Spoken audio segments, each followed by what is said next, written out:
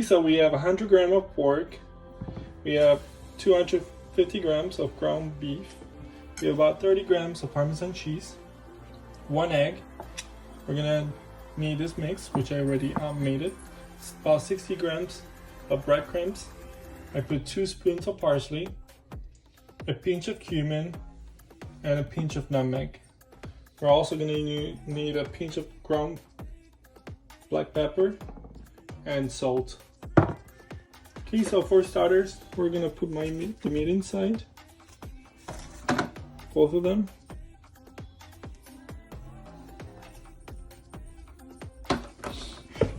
And the egg.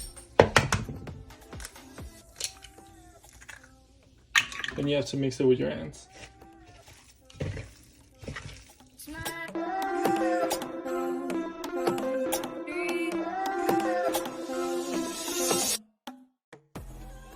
So I'm gonna add the mix of breadcrumbs with the herbs.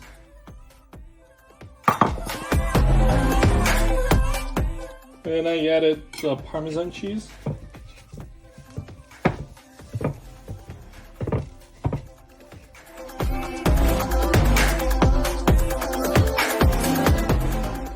Okay, I'm gonna add some black peppers and salt. And keep mixing it up.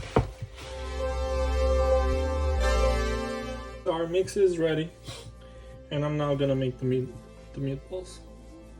Now, depending on how big you want them, if you make them pretty small, you can get about 24 with this recipe. I try to make them not too big, but not too small. So about this size.